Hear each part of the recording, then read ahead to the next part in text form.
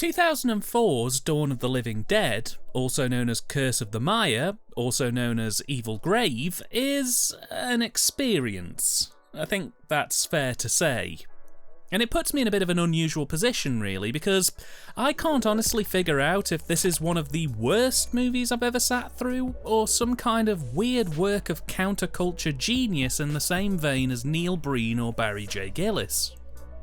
While the film itself is a total mixed bag of weirdness and monotony, it's the director, David Heavener, who's really caught my interest in this whole thing because, well, he's a bit of a character. Not only does he have his own self-styled paywalled broadcast network that charges $6 a month to discuss fundamentalist evangelical Christian news and the upcoming end of days, but this is unusual. Well, unusual to some of you. Anyone who's hung around the church long enough will not be surprised, because Heavener's kind of dual-wielding at this point, marketing himself as a crusader and preacher while also maintaining a strong anti-PC stance. Before moving into evangelical Christian broadcasting, he previously ran shows like David Heavener Live, where he did serialised specials talking about how the deep state is coming to take your land, or whether radicalised Christians are a threat to the Hollywood system. He currently has a series called Exposed, David Heavener Investigates, where he looks at bizarre claims of acts of God and investigates if they really are acts of God. The item that caught my eye was this image featured on his IMDb listing for his live shows. Basically, he's trying to appeal to a Christian alt-right audience. Now, in my opinion, a grift is a grift. If someone wants to send this guy $6 a month so he can tell them that illegal immigrants and the deep state are stealing their pens, well, that's between them and Jesus. I personally think it only adds to the echo chamber of bilge that's brought most of the major high-performing economic countries to their knees over the last 10 plus years, but that's just my opinion. What I'm trying to get at here is Heavener gives the impression of wanting to be a bit of an auteur. And I mention these things because a third pillar of Heavener's career is that he makes exploitation films, which is a bit of a contrast to his other projects. Dawn of the Living Dead wasn't an outlier. The vast majority of his film career has been spent making horror movies, sci-fi films, action thrillers, some of which have had a Christian edge to them. Now, if anyone can explain to me how someone can simultaneously be an exploitation filmmaker and a latter-day evangelical preacher and a member of the anti-PC brigade who believes that the deep state is trying to kill us all, I'd be fascinated for a chat. But I am getting off track here.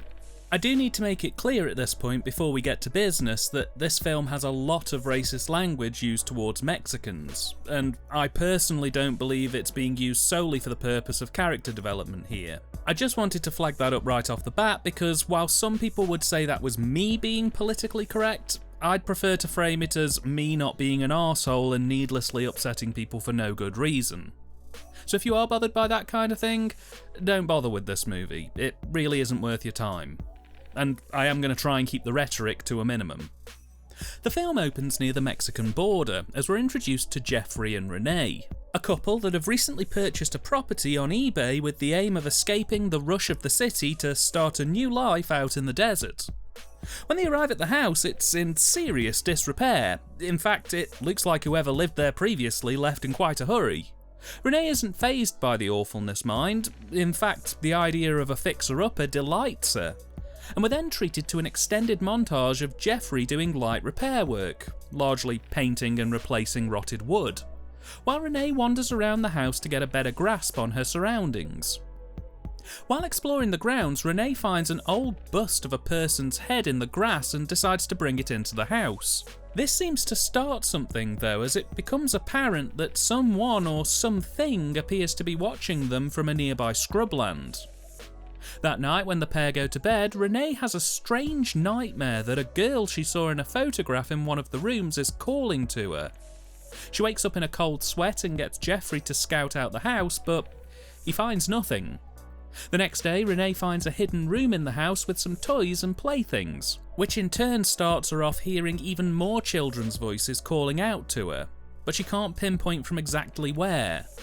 After getting a bit overwhelmed by the voices, Renee heads out into the desert to explore the scrubland, and it's here that she's set upon by a guy in overalls who has some degree of learning difficulties. He's fended off, however, by none other than David Heavener himself, who plays a strong, quiet loner type who speaks with a vague air of pseudo-wisdom called Michael. Michael helps maintain wind turbines in the area, and the guy he fended off is his co-worker. Renee almost immediately swoons at the Great Galoot, but she's in a committed relationship and engaged to Jeffrey. So while finding Michael utterly irresistible, it's worth reiterating here that David Heavener wrote, directed, produced, and is now starring as the hunkerdunk of this picture. She has to break away to get home, but she does invite Michael back to the house for dinner. And it's over dinner that the tone of the film kind of fundamentally changes. It's revealed that the reason that Jeff and Renee left the city to go and live on the border was because Renee had only just gotten out of a psychiatric hospital.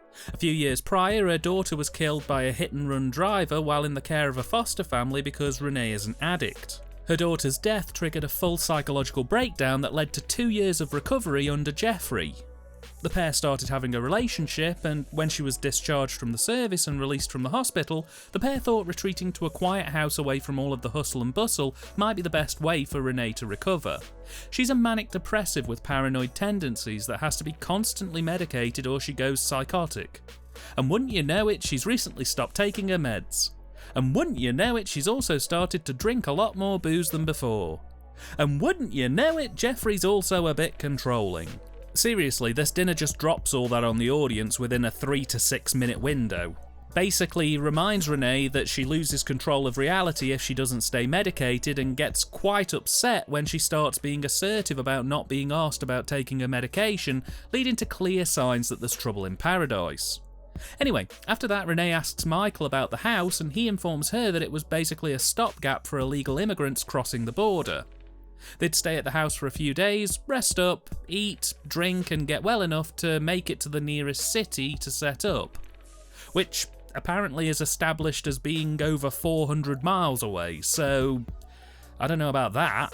He also repeatedly refers to Mexicans here under a couple of different racial slurs, which no one pulls him up on. So I just have to assume all the characters in this film are big racists on top of being quite unlikable people. Anyway, post-dinner, Jeff heads out and Renee and Michael stay up flirting outrageously with each other. Again, David wrote this for himself, before the pair go their separate ways. The next day, things get even more interesting as Renee starts to see phantoms all over the ranch, and she also nearly gets drowned while tending a pond near the house where a hand comes out of the water and tries to drag her in. Renee's adamant that something definitely grabbed her, but when Jeffrey gets to her, the first thing he asks is if she's back on her medication. Renee says that she isn't, which leads Jeffrey to question whether she was really attacked by lake zombies, or if her diagnosed psychosis, which she is supposed to be medicated for, might have potentially caused her to manifest accidentally slipping into the pond and getting tangled in some weeds as something or someone trying to pull her into the pond. Renee's furious that Joe doesn't believe her and stomps off. A short time passes and in a scene I can't show you due to nudity, Renee decides to have a bath to try and calm down, only for a hand to pull her under the water, at which point she's dragged into a vivid flashback in which the phantoms she's seen wandering around the ranch are all gunned down, drowned or just straight up murdered, including a little girl who ran to hide in the secret toy room that Renee found near the beginning of the film. When Renee wakes up, she's on a sofa in the hidden toy room, and after moving some of the toys, she finds dried blood splatters on the floor in the exact spot that the girl in the flashback was shot to death. Renee goes to tell Jeffrey, who simply reiterates that he can't take anything she says seriously until she's back on her medications. Oh, did I mention that for some reason it's also now 5 AM? The editing of the film implied that the bath scene took place maybe an hour or two after the pond sequence, so I was guessing it was maybe mid to late afternoon when the flashback sequence took place. But no, apparently 12 to 15 hours has passed since the previous scene. Also, what was Jeffrey doing awake and fully dressed at 5 in the morning? Ugh. Anyway, in an attempt to prove that she isn't crazy, Renee begs Jeffrey to go and check a cornfield that's at the bottom of the ranch's fields, as that'll prove that these people who got murdered actually existed. Jeffrey humours her, and when Renee gets to the spot where the cornfield was, it's all gone. Jeffrey reiterates that the best thing they can do right now is abandon the renovation work and get Renee back to the city for re-evaluation of her mental state, and also to review her medications, which, again, given what's going on and that none of the other characters know of an incoming Mexican ghost zombie invasion, seems somewhat reasonable. Later that night, Jeffrey comes home drunk and attempts to sexually assault Renee. This causes some strange editing where it gives the impression that Renee disassociates from the attack and goes into her own mind, where a fantasy plays out of her making passionate love to Michael. When the deed is done, Renee realises that it wasn't in fact a disassociated dream and that she really did have sex with Michael, who plays things very cooler than thou. And it's here really that the main drive of the film finally kicks in, well over 45 minutes into this hour and 25-minute movie. Renee begins to research Mayan culture, given that Michael has repeatedly mentioned something about Mexicans bringing, quote, voodoo stuff over the border. And it's while researching this Mayan culture that she realises what's going on. Apparently, when someone dies, a very specific set of rituals need to take place in order to purify the body ready for its journey to wherever the Mayan version of heaven is. Because this family were executed without being given a proper burial ritual, after 3 days of being dead, they've been resurrected as flesh-eating zombies. They then have 5 days of restless, hungry zombie mode with which to get someone to perform the official burial rituals, otherwise they go to the Mayan version of hell. Armed with this information, Renee is then set on performing the rituals and releasing these spirits from their pain. Unfortunately, the zombies don't realise this is what Renee is up to and instead begin to attack the house and the people in the surrounding area. In a final 20 minutes that honestly just left me with more questions than answers, will Renee be able to complete the ritual? Is Michael all that he appears? And will Jeffrey make it to the end credits? All this and a hell of a lot more will be answered if you take a chance on Dawn of the Living Dead. So, right off the bat, it needs to be said that this script is so padded. It's honestly more stuffing than movie. A lot of the film is dedicated to Renee roaming around the scrubland surrounding house and long sequences exploring the inside of the house itself, or cyclical discussions about if the zombie ghost thingies are real, Renee's medication issues, and Mayan culture. There are entire subplots I missed out of my synopsis just because they literally add nothing to the film apart from an excuse to get the first gore scene into the film at 38 minutes into the runtime, and also to possibly drop more Mexican slurs into the mix. The pacing is all over the place, and I think the script was trying to play clever with all the is it all in Renee's head or are there really zombies angle.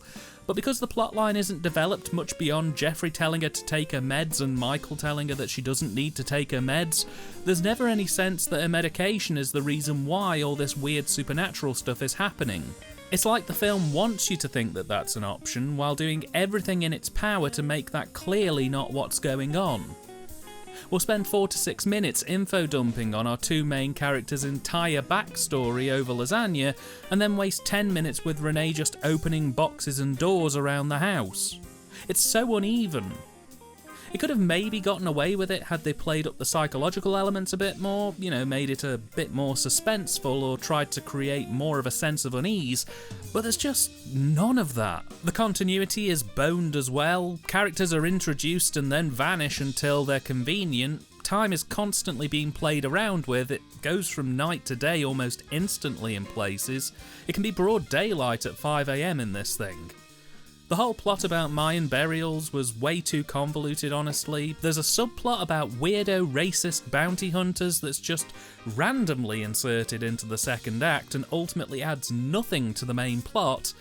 Michael establishes that the house is near a wind farm which is never utilised, brought up or mentioned again outside of Michael giving 2 passing references to it being his job to maintain them. A job he must be doing pretty poorly as he spends most of the film hanging around with Renee. Hell, even the end plot twist is super predictable. I guessed it at about 20 minutes in, and it's riddled with continuity issues. It's all just a bit of a mess, honestly. The film this most reminded me of from a script perspective was The Day Time Ended, because both films do have interesting and weird moments that happen within them, and I could see someone really enjoying this thing. but the gulfs of total inactivity between those weird moments really tested my patience. This is one of those movies where you'll sit through 15 minutes of total nothingness to be rewarded with 3 minutes of just utter oddness. And the worst part here is, I can't really describe the oddness to you because A, out of context it won't seem that odd, and B, a lot of the oddness is tied to spoiler-heavy scenes that would take way too long to explain and would ruin the surprise. But trust me when I say there are moments in this thing that left me full-on snort laughing at just how absurd things got so quickly. Whether this was intentional or not is very much up for debate, but I personally think David sincerely wrote this script believing it to be a genuine horror movie. I certainly don't believe that this is a satire. Add in totally underwhelming dialogue that borders and occasionally steps over the line into melodrama campy goodness, a total lack of consistency for our core characters, seriously the intelligence of these people fluctuates wildly, and probably the biggest oddity throughout this film is that the sun is shown to turn purple and split into 5 miniature suns, and no one says anything until the very end of the movie where everyone just kinda goes, "Oh, that's what that was." There's barely one act, let alone 3 when it comes to act structuring. Scenes just kind of melt into each other, and because of the experimental editing, sometimes cuts will be used mid-scene to show hours or even days worth of time passing. Which again, would be great if they were playing this up as a psychological horror, but they aren't. The script for this is far from great, with long dragging sections, no narrative cohesion, poorly written and defined characters, an over-reliance on racist language, frankly bizarre scenes that I think were supposed to elicit horror, but instead only made me burst out laughing, and dialogue that's bordering on the inept. I honestly don't know if I love or hate this thing, it's left me with so much confliction, and I feel a revisit in the near future is almost guaranteed. As mentioned, this film was produced, written, directed and stars David Heavener. He has 29 directing credits and 28 writing credits. He initially started his career working in action, horror and the occasional sci-fi movie, before branching out into Christian action and Christian drama movies, and nowadays he predominantly works on his own streaming platform doing investigative journalism on faith. But he does still churn out the occasional horror or Christian action film on the side, with credits including Prime Target and Twisted Justice. On the direction front, I'm actually not too down on it truthfully. David's style of direction seems to predominantly be grounded in wide-angle shots, fisheye shots and some handheld work, which, well, it isn't my cup of tea, but it does ultimately leave a distinct mark. With this thing being shot on film as well, it just gives the picture a little bit more of a boost. Just a tiny push that takes it over the line from being something that could have looked cheap being shot on digital video to something that I'd say in the macrocosm of low-budget horror actually looks quite respectable. The horror scenes themselves are quite well handled, and while it would have been nice to maybe see more gore in these shots, they're not nearly bloody enough for me, I think they're handled about as well as they could be. I just wish there was more of them and more blood, honestly. There are nitpicks I could pull up. His day-for-night work is frankly atrocious, some of the worst I've seen in a good while, and some of the choices of how shots are framed aren't exactly the most professional in the world. And the directional choice to shoot some of the scenes handheld to me felt a bit overly unnecessary. It's almost nausea-inducing in places, particularly in the day-for-night sequences where, at points, it can quite literally look like someone's just shaking a camera pointed at the colour blue. I wasn't entirely thrilled with his direction of the cast either. I felt a real awkwardness with them. A lot of the pacing beats between line deliveries are off, meaning sometimes there are strong pauses between actors while they're having a very basic conversation.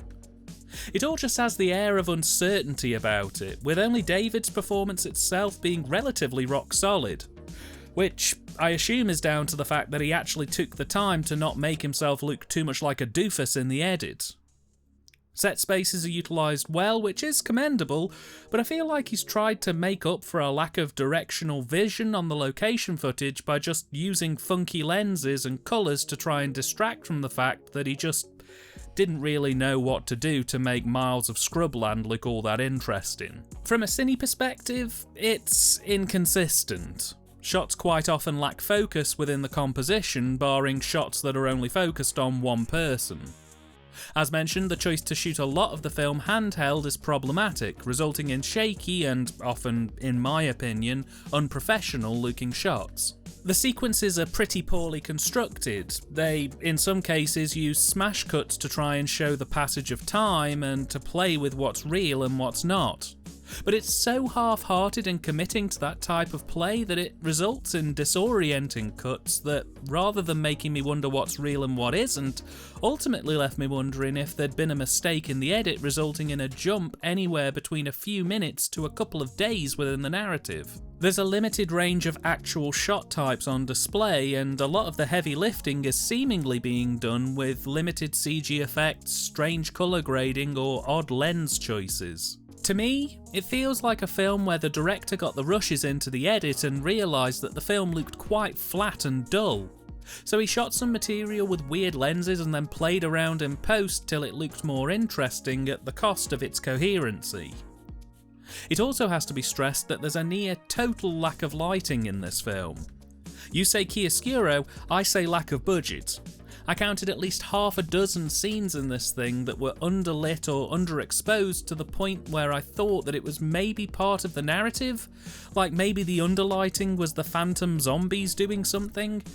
But no, this film just didn't have very good, if any, lighting direction and minimal lighting in general. Performance-wise, Jesus Christ, right off the bat I feel like Joe Estevez was a massive miscast. I like Joe, I think he's a fine enough actor and he seems like a super cool guy in real life. But at the time this film was being made and at this point in his career, of all the roles you could present him with, toxic partner who's an alcoholic and intersexual assault would be the furthest thing away from what I'd cast Joe as. He's just too cuddly for that role. It's just all kinds of wrong and works against what that character is supposed to be. I don't believe his performance as a doctor, I don't believe his performance as a toxic partner. It's just wrong. So wrong. David's turn as Michael Richards in this is hilarious. I feel like when he was writing the script for this, his thought processes decided that he wanted the character he played to be wise, charismatic, charming, and that he wanted the character to be the love of every woman and the envy of every man. Basically, your typical Mary Sue. But then he realised that it probably wasn't going to go down well to have this amazing and loved character who gets to snog and act bang Amanda Bauman also be completely faultless to the point that he ends up saving the day, and also by sheer chance be the same guy who wrote and directed it. So in order to play down what feels like a guy's attempt to just have a shot at kissing attractive women and playing the hero for 90 minutes, they rush out a 15-minute plot twist ending to give him a massive fault that's completely out of line with anything that's happened in the film up to that point. His character in this is ridiculous, and whenever he was on screen, I literally couldn't help but stifle a laugh at his performance. Amanda Bauman, by contrast, kind of ends up stuck between these two guys, and I'd say she is very representative of the middle ground for this film. I feel her casting was appropriate, and I think David's written her to be a flawed but understandable character, and I think Amanda plays it well. Is it a perfect performance? Absolutely not. There are moments here where she falters, and in honesty, the material, to me at least, is pretty bad, so she's working with a bad hand. But she does amicably. She's decent enough. So I'd say that's an absolute win. But the rest of the cast are atrocious. Most of them have no lines, and the ones that do feel like they fell out of an early 2000s trauma movie. And not a good early 2000s trauma movie. Lines are delivered stiffly with little to no animation. It's a bit of a shit show, honestly, which was quite a disappointment. And finally, the soundtrack. And it's alright. And I feel bad for saying that because I personally don't think it's alright. I think it's generic, but objectively I can't find any flaw in it within the context of this being a low-budget horror movie. It's panpipey, string and acoustic MIDI fodder. Not the worst I've ever heard, not enthralling or interesting, but it does work to help punctuate the horror elements of this quite well. What I will say is the sound recording for the cast is awful. If any more than one person is in the scene, the audio goes way off balance. Wind is in most outdoor recordings, and the diegetic sound has been dubbed on from stock effects that don't match what's happening on screen and haven't been balanced against the soundtrack of the actors, meaning frequently doors gently being shut are louder than actor dialogue and water's overwhelmingly loud. It's a poor audio experience in all honesty. Dawn of the Living Dead was released on DVD in 2005 by Lighthouse DVD Distribution, the same Lighthouse DVD that released Stranger, A Soulmate of Chucky, only a year prior. My guess is, much like Stranger, Lighthouse took a look at Curse of the Maya as a title and went, "We'll lose money if we put that out."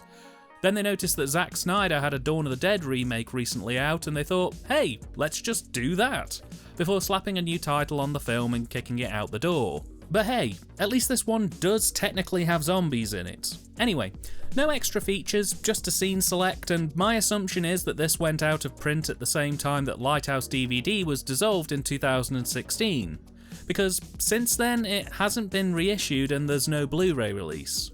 While there were a lot of mixed to bad things to say about this one, I don't know, I kind of would like to see it cleaned up for a Blu-ray release, just purely for the MST3K factor of it clearly being perfect for a good riff. I still haven't fully decided whether I like Dawn of the Living Dead or not, and I think it'll take a lot of time and rewatches to finally let my feelings settle. The only thing I know for sure is that this is not a good movie by any stretch of the imagination, in my opinion. But deciding whether it's an enjoyably bad movie or just a bad film is, to me, very much up for debate. I can't say I hated it, though there is a lot to dislike, nor can I say I loved it despite it having the weird quirky charms that it does have. The script's all over the place, the direction and cine are a mess, the cast are miscast, and the soundtrack's paper thin. But there's just something oddly endearing about it. With it being cheap, I'd say grab it. It's definitely something different. I won't endorse it, but I think by a hair's breadth, I'd recommend it. Ugh, I feel so dirty now. I'm gonna have to go and wash my mouth out. See you next week.